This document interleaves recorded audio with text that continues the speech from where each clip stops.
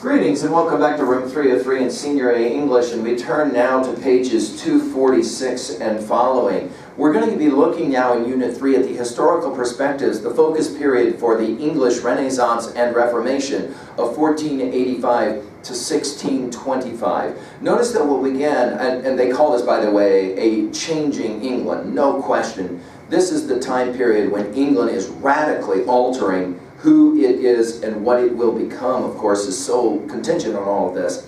They give us three voices of the period. The first one is Queen Elizabeth. She says, "And therefore I am come amongst you at this time, not as for my recreation or sport, but being resolved in the midst and heat of the battle, to live or die amongst you all, to lay down for my God and for my kingdom and for my people my honor and my blood, even the dust. I know I have but the body of a weak and feeble woman, but I have the heart of a king and a king of England too." In quote, Elizabeth I, of course, great Queen of England.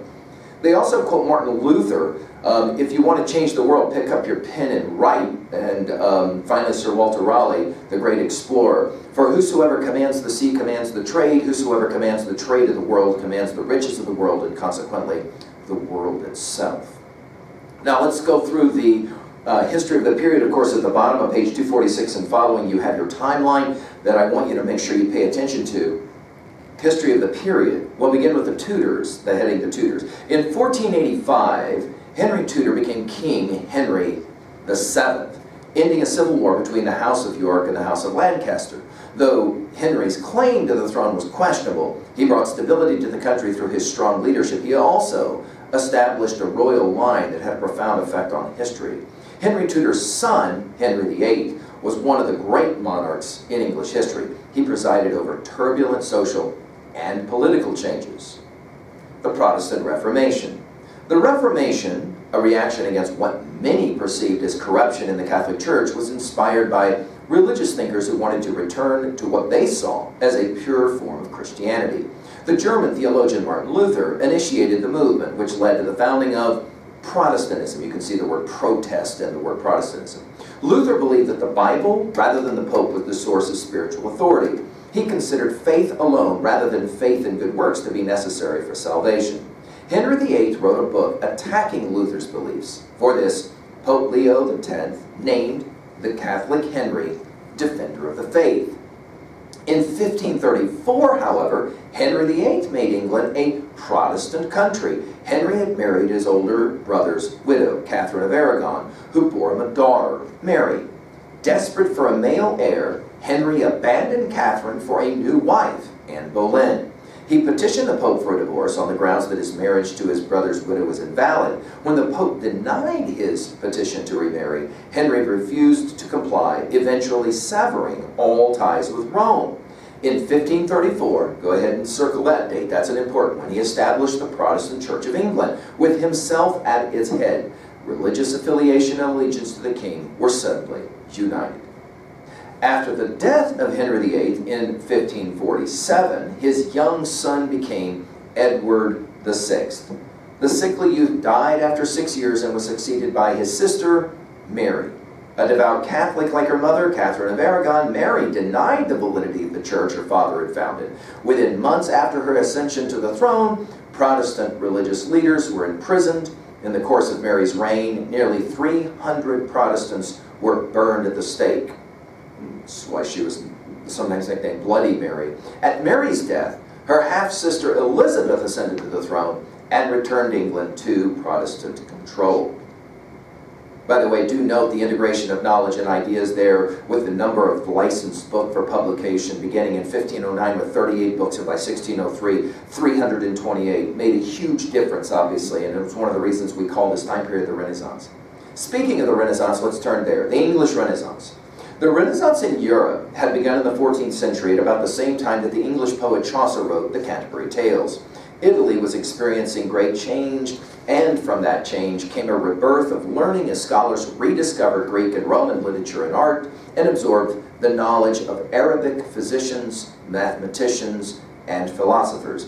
This rediscovered knowledge inspired artists and writers to create some of the world's greatest cultural achievements. However, conditions in England had not yet been ripe for great change in Chaucer's time. It was not until the end of the 15th century, when Henry VII came to power, that England began to let go of its medieval past. It was still an agrarian society, but towns, especially London, were growing in power and importance as the population increased dramatically and the role of trade grew in importance.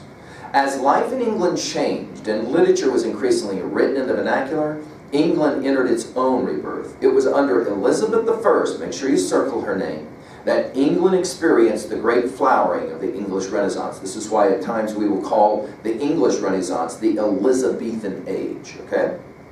Let's go ahead and talk now about the Elizabethan Age.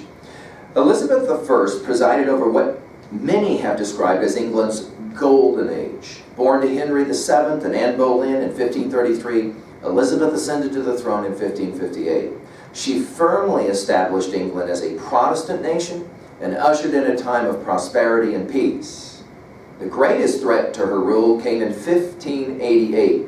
By the way, do some quick mathematics if you want to. She's born in 1533. She ascends to the throne in 1558. Do some quick mathematics there in your book to just see how young she was when she came to the throne. And then, of course, in 1588, this was the greatest threat to her rule, when Catholic Spain sent an armada, a fleet of warships, to conquer England.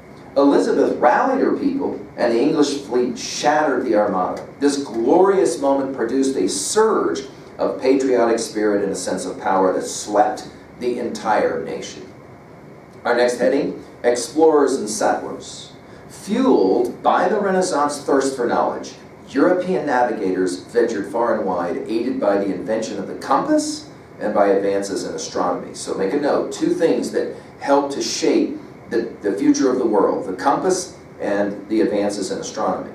England's participation in the Age of Exploration, and that's that time period we're talking about, began in 1497, when the Italian-born explorer, John Cabot, sailing for an English colony, reached present-day Canada. Cabot laid the basis for future English claims in North America. By the end of this period, the claims of exploration became the claims of settlement as England began its first colonies. Jamestown in 1607, so circle that one, and the Massachusetts colonies beginning in 1620. Of course, this will be the beginnings of what later we will call the American colonies. Puritans, a heading.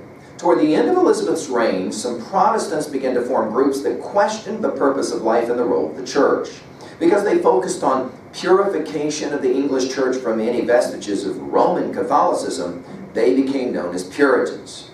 The desire to find a place where they were free to practice their beliefs motivated the Puritans to immigrate to the North American continent, where they founded the New England colonies. A new dynasty. Elizabeth I was succeeded by her cousin, who became James I, the first Stuart king of England.